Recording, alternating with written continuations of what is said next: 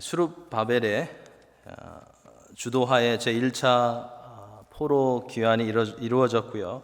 그리고 고국으로 돌아온 이 백성들은 제일 먼저 영적인 그런 준비를 했습니다. 영적인 그런 준비를 하고 자신을 돌아본 후에 예루살렘 성전 재건에 들어갔습니다. 성전의 기초를 놓고 기념식까지 아무런 문제 없이 이루어졌는데 그 이후에 사마리아인들의 끈질긴 그런 방해로 이렇게 성전 공사는 시작된 지 얼마 되지 않아서 중단되었습니다. 저희가 지난주에 보았던 에스라서 4장 24절에 보면 이런 말씀이 있습니다. 하나님의 성전 공사가 바사왕 다리오 제2년까지 중단되니라 라고 했습니다. 이렇게 해서 이 포로 귀환 후에 시작된 성전 공사는 성전 재건 공사를 시작한 BC 536년부터 오늘 본문에 나오는 BC 520년까지 약 16년 동안 중단이 되어 있었던 것입니다. 이제 10여 년이 흐른 후에 오늘 이 본문을 보면 하나님께서 성전 건축의 역사를 다시 일으키시는 것을 보게 됩니다. 많은 사람들의 노력이 있었지만 우리 특별히 중요한 두 사람이 등장합니다. 선지자 학개와 스가랴를 통해서 하나님께서 유대 백성들에게 예언하게 함으로써 유다 백성들이 믿음으로 반응하기를 하나님께서 촉구하셨던 것입니다. 예언을 했다라고 1절에 학개와 스가랴 선지자가 예언을 했다라는 그런 말씀이 나오는데요.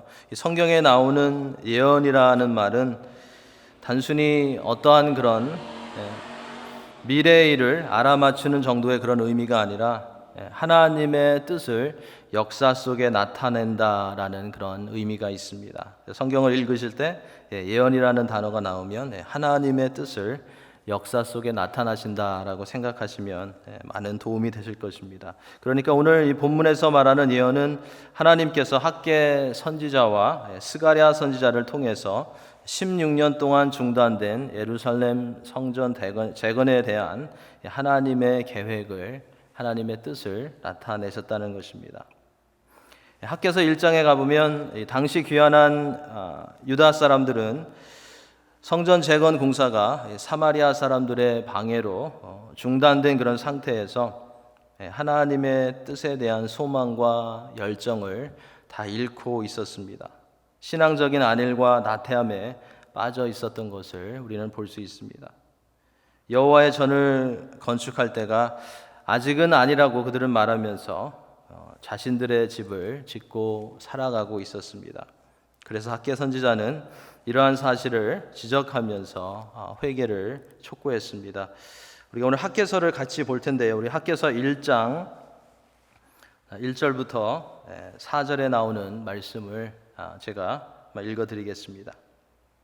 다리오 왕 제2년 여섯째 달 곧 그 달 초하루에 여호와의 말씀이 선지자 학개로 말미암아 스엘디엘의 아들 유다 총독 수룹바벨과 여호사닥의 아들 대제사장 여호수아에게 임하니라. 이르시되 만군의 여호와가 이같이 말하여 이르노라. 이 백성이 말하기를 여호와의 전을 건축할 시기가 이르지 아니하였다 하느니라.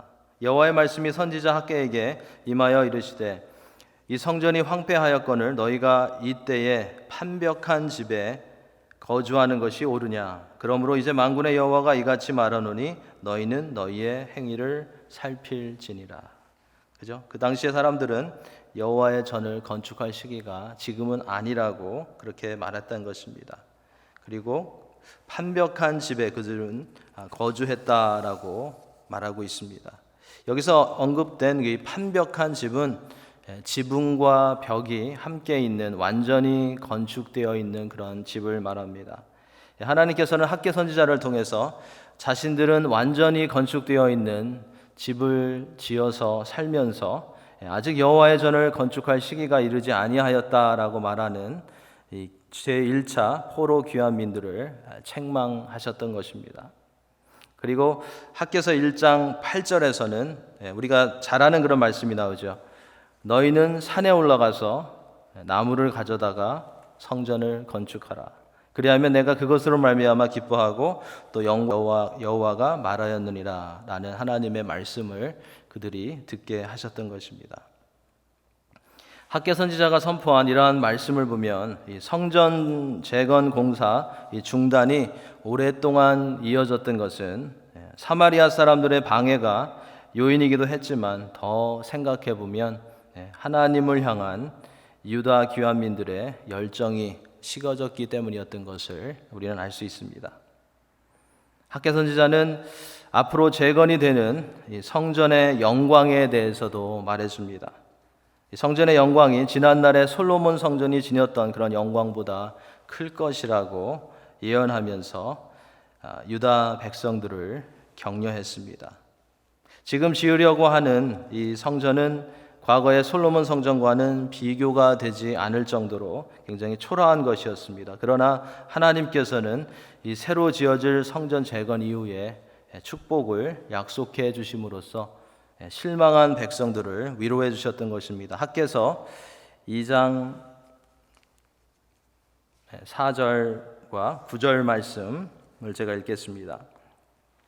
그러나 여호와가 이르노라 스룹바벨아 스스로 굳세게 할지어다 여호사닥의 아들 대제사장 여호수아야 스스로 굳세게 할지어다 여호와의 말이니라 이 땅 모든 백성아 스스로 굳세게 하여 일할지어다 내가 너희와 함께하노라 만군의 여호와의 말이니라 이 성전의 나중 영광이 이전 영광보다 크리라 만군의 여호와의 말이니라 내가 이곳에 평강을 주리라 만군의 여호와의 말이니라. 이렇게 학개 선지자를 통해서 말씀해 주셨던 하나님은 이제 스가랴 선지자를 통해서도 이 귀환민들에게 말씀해 주십니다. 스가랴 선지자는 유다 백성들에게 용기를 내어서 성전 공사를 재개하면 하나님의 은혜 가운데 반드시 성전이 완공될 것이라고 그렇게 예언함으로써 백성들이 믿음으로 공사를 시작할 수 있도록 도왔습니다. 스가랴서 4장 6절과 9절의 말씀을 제가 읽어드리겠습니다.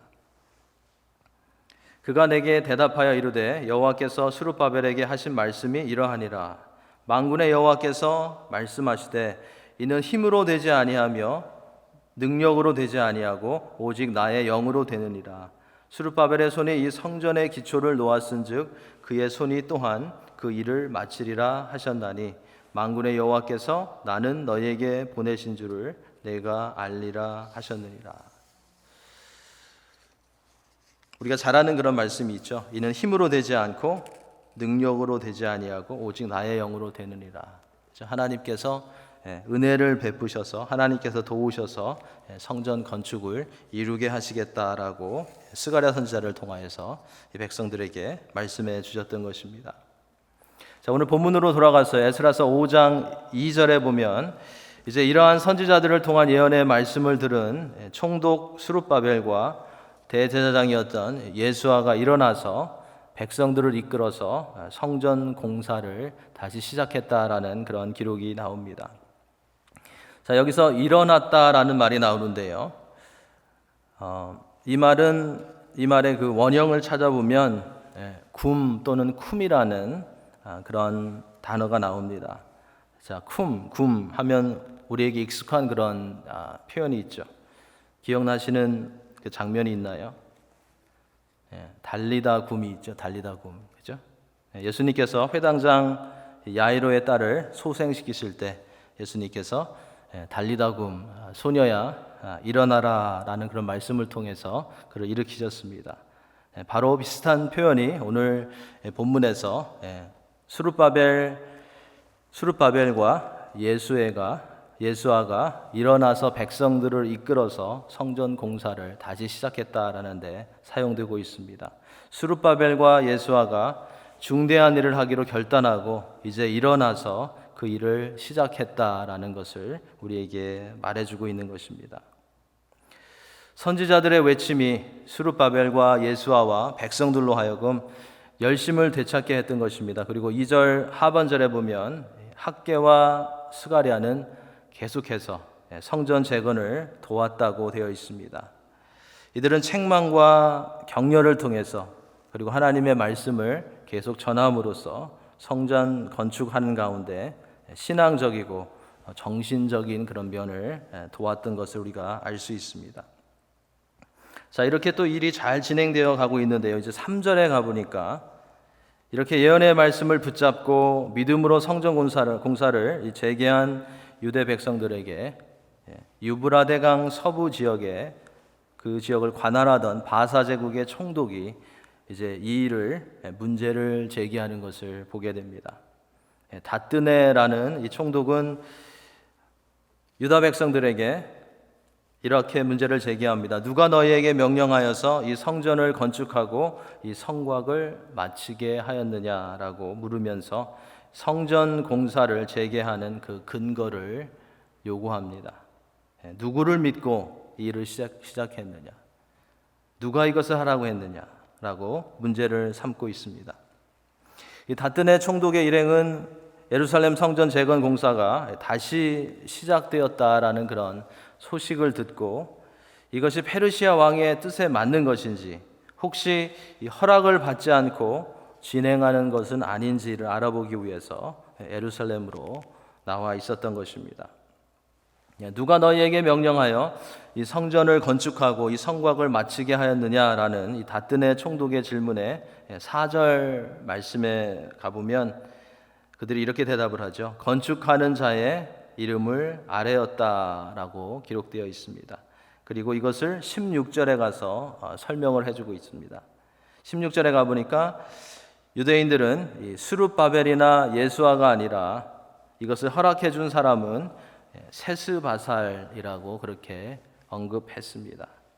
세스바살, 우리가 에스라서를 시작하면서 앞부분에서 보았던 사람입니다. 세스바살은 이 고레스 왕의 조서를 받아서 유대 지역의 총독으로 공식적으로 성전 건축에 책임을 지고 있었기 때문에 그의 이름이 여기에서 언급된 것으로 보입니다. 이러한 답을 들은 이 총독 다뜨네 일행은 본국의 다리오 왕에게 성전 공사 재건이 옳은 것인지를 묻는 그런 편지를 보내놓고 그 답을 기다렸습니다. 그런데 중요한 것은 그 기간 동안에 성전 재건 공사를 막지 않았다는 것입니다. 총독 다뜨네는 문제가 될 것 같고 조금 의심스러운 유대인들을 이 성전 재건에 대해서 다리오 왕에게 보고하면서도 공사 자체만큼은 중단시키지 않았다는 것입니다. 5절에서는 이 성전 재건이 중단되지 않은 그런 이유를 우리에게 설명해 줍니다. 하나님께서 유다 장로들을 돌보셔서 바사 제국의 총독이 그 공사를 막지 못했다라고 설명해 주고 있습니다. 여기에서 하나님께서 돌보셨기 때문에 그러한 일이 일어났다라고 말해주고 있습니다. 여기에 사용된 이 돌보셨다라는 이 표현은 원래 뜻대로 하면 하나님의 눈이 유다 장로들 위에 있었다라는 그런 뜻을 가지고 있습니다. 어떻게 보면 더 좋은 표현 같습니다. 하나님의 눈이 유다 장로들 위에 있었다. 그렇죠? 하나님의 눈이 우리들 위에 있었다. 그리고 여기서 말하는 이 유다 장로들은 성전 건축을 하는 일꾼들을 통솔하는 그런 사람들을 말합니다. 그러니까 하나님께서 성전 재건 공사를 감독하는 이들을 관심을 가지시고 지켜보시면서 도와주심으로써 페르시아 관리 일행이 성전 재건을 추진하는 유다 사람들을 막을 수 없게 하셨다는 것입니다. 하나님의 돌보신 가운데 성전 재건 공사가 중단되지 않고 계속해서 진행되게 하셨다는 것입니다. 하나님께서 스가랴 선지자를 통해서 말씀하신 하나님의 전을 재건하는 것이 인간의 힘이나 인간의 능력으로 되지 않고 오직 하나님의 영으로 된다라는 그 예언의 말씀이 실제로 여기에서 이루어졌던 것을 우리는 볼 수 있습니다. 에스라서 5장의 이제 두 번째 부분인 6절부터 17절에서는 총독 다뜨네가 바사 제국 다리오 왕에게 성전 공사를 다시 시작한 유대 백성들의 행위에 대해서 문의했던 리포트를 했던, 그리고 질문을 했던 그런 편지의 내용이 6절부터 17절 사이에서 소개되고 있습니다. 이 편지의 내용을 보면 이 총독 다뜨네는 지금 유다 백성들이 주장하는 대로 고레스 왕이 과거에 예루살렘 성전 공사를 하도록 조서를 내린 사실이 있는지를 본국의 문서 보관소에서 확인해 줄 것을 요청하고 있습니다. 굉장히 재미있습니다. 그리고 이 일에 대해서 왕의 뜻은 무엇인지 알려줄 것을 이 편지 가운데 문의하고 있습니다. 다리오 왕에게 보내는 이 총독 다뜨네의 보고서의 내용에는 유다 백성들이 어떠한 자세로 성전 공사를 다시 시작했는지를 자세하게 기록하고 있는데요. 그 내용을 우리가 읽어보면 신기하게 유다 백성들의 신앙 고백이 담겨져 있는 것을 알 수 있습니다. 그들이 어떻게 성전 공사를 다시 시작했나를 기록한 것인데 그 내용을 자세히 보면 그들의 신앙 고백이 적혀져 있습니다. 유다 백성들은 먼저 다뜨네 총독에게 이렇게 말합니다. 우리는 천지의 하나님의 종으로서 예전에 건축되었던 성전을 우리가 다시 건축한다라고 말했습니다. 11절에서 우리가 그것을 볼 수 있습니다. 성전 건축 재건에 임했던 유다 백성들은 하나님은 당시 많은 사람들이 믿었던 것처럼 지역 신이 아니라라는 것을 분명하게 여기서 밝히고 있습니다. 하나님은, 우리가 믿는 하나님은 천지의 하나님이라고 했습니다. 지역에서만, 예루살렘에서만, 어떤 한 지역에서만 있으신 하나님이 아니라 천지의 하나님, 하늘과 땅, 그리고 우주의 하나님이라는 그런 신앙 고백을 했던 것입니다. 둘째로 성전 건축 재건에 참여했던 유대 백성들은 자신들이 오래전에 건축되었던 성전을 왜 다시 재건해야 하는지를 설명했습니다. 12절 말씀입니다. 12절 말씀 우리 한번 같이 읽겠습니다.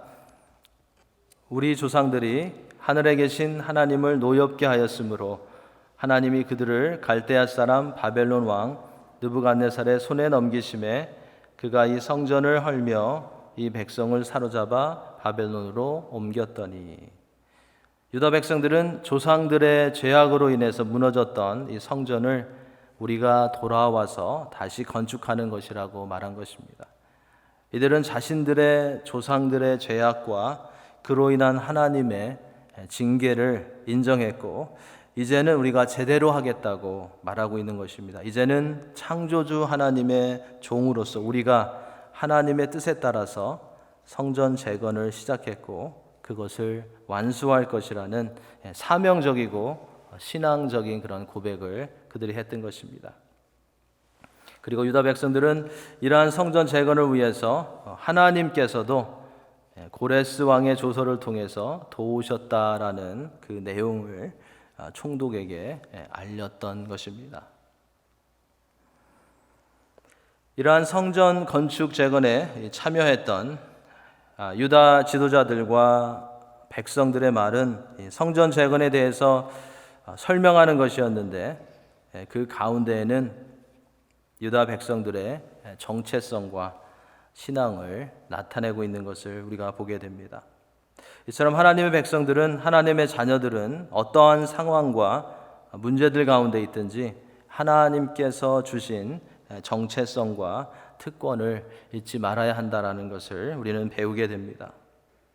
바울 사도는 많은 환난과 핍박 가운데서도 자신이 예수 그리스도의 사도이고 자신이 예수 그리스도의 종이라는 그런 정체성과 특권에 대해서는 항상 확신을 가지고 살아갔습니다.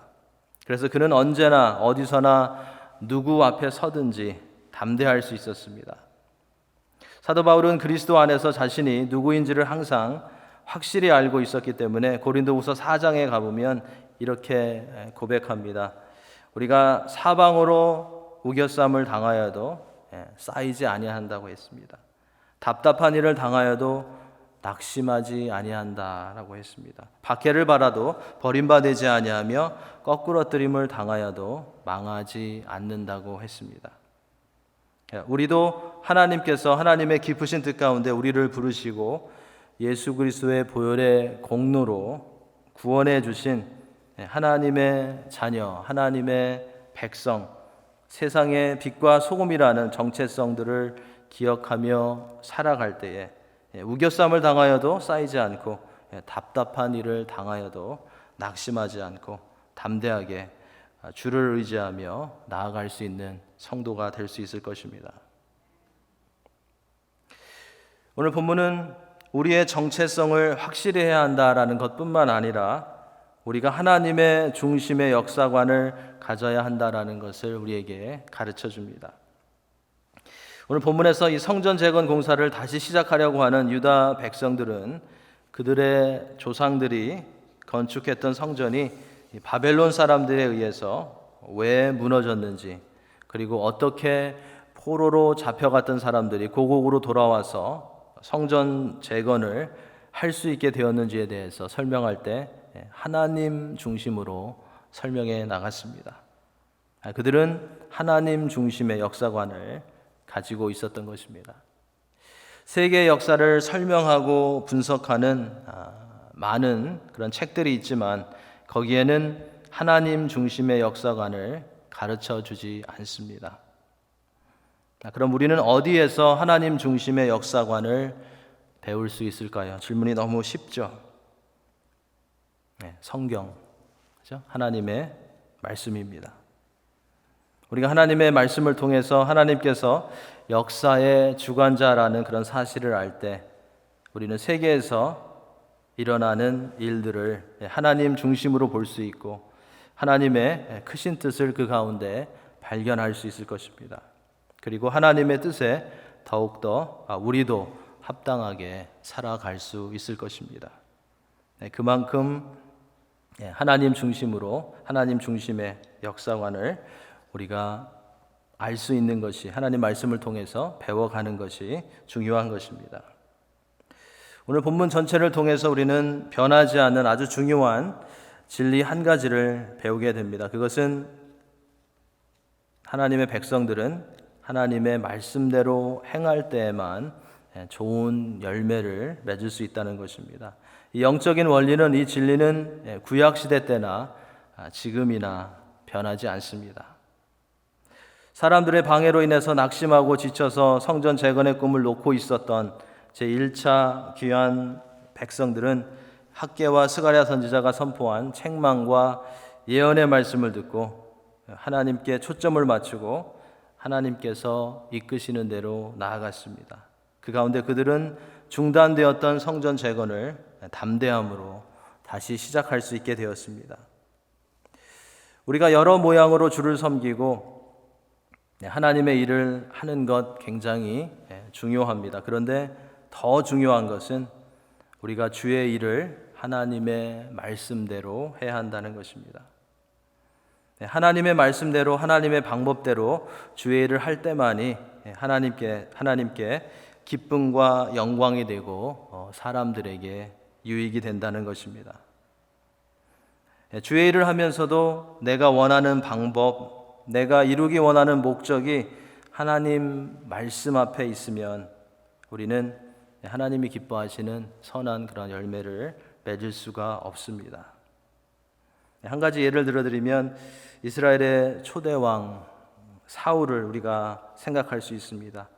사울은 굉장히 열심히 하면서도 그는 실패하고 말았습니다. 그 이유는 하나님의 말씀대로 순종하지 않고 자신의 마음과 자신의 지혜와 자신의 힘과 자신의 의지로만 행했기 때문이었습니다. 그래서 우리는 항상 우리의 마음을 하나님 말씀에 비추어 보며 살펴보며 돌아보고 회개하는 그런 시간을 가져야 할 것입니다. 하나님의 말씀이 우리의 마음을 변화시키고 하나님의 말씀이 우리의 영혼을 소생시키시고 우리를 지혜롭게 하시고 우리를 바른 길로 인도하신다라는 것을 우리는 기억하면서 하나님 말씀을 따라 섬길 수 있고 하나님 말씀을 따라 행할 수 있는 그런 성도가 되어야 하겠습니다. 마지막으로 오늘 본문은 하나님의 일은 하나님께서 이루신다라는 것을 우리에게 가르쳐 줍니다. 학개서와 스가랴서를 통해서 우리가 알게 된 것은 사마리아 사람들의 방해를 받은 이스라엘 자손들은 하나님의 말씀을 의지하거나 신앙의 힘으로 그 상황을 극복하려고 하지 않았다라는 것입니다. 그래서 그들은 그대로 낙심하여서 성전 재건을 멈추고 말았던 것입니다. 아마도 이들은 모든 것을 자신들의 지혜로, 자신들의 힘으로 하려고 했던 것 같습니다. 이들을 향해서 스가랴 선지자는 앞에서도 우리가 여러 번 보았지만 스가랴서 4장 6절에서 이렇게 하나님의 말씀을 선언했습니다. 이는 힘으로 되지 아니하며 능력으로 되지 아니하고 오직 나의 영으로 됐느니라. 이 말씀은 하나님의 일은 사람이 진행시키는 것 같지만 사실은 하나님께서 이루신다라는 것을 가르쳐 주는 그런 말씀입니다. 우리는 단지 하나님께서 하시는 일에 도구로 사용되어진다는 것입니다. 우리가 연약해도, 우리가 부족하고 큰 능력이 없어도 하나님은 하나님께서 하시고자 하는 일을 우리를 통해서 충분히 이루실 수 있다는 것입니다. 아무리 방해하는 일이 많고 아무리 일들이 막히고 해도, 아무리 우리의 지식과 우리의 노력으로 되지 않아도 하나님께서 이루시려면 쉽게 이루어질 수 있다는 것입니다. 그렇기 때문에 하나님의 자녀들이 해야 할 것은 무엇이겠습니까? 하나님을 묵상하고 하나님의 뜻에 순종하는 것입니다. 우리가 하나님의 뜻에 따라 하나님의 일을 할 수만 있다면, 우리가 하나님의 기뻐하시는 모습으로 하나님의 일에 동참할 수만 있다면 그 나머지는 하나님께서 이루어 가시는 것입니다. 우리가 먼저 하나님께 집중하고 하나님의 말씀에 순종하는 삶을 살아감으로써 우리의 힘이 아니고 우리의 능력이 아니고 하나님께서 직접 이루시는 분이심을 체험할 수 있는 우리 모두가 될 수 있기를 예수님의 이름으로 축원합니다. 오늘도 주님이 일하심을, 주님이 이루심을 믿으시며 하나님의 자녀라는 그런 정체성을 가지고 주 안에 거하시며 담대함으로 나아가시는 우리 성도님들이 다 되시기를 주님의 이름으로 간절히 축원합니다. 기도하시겠습니다.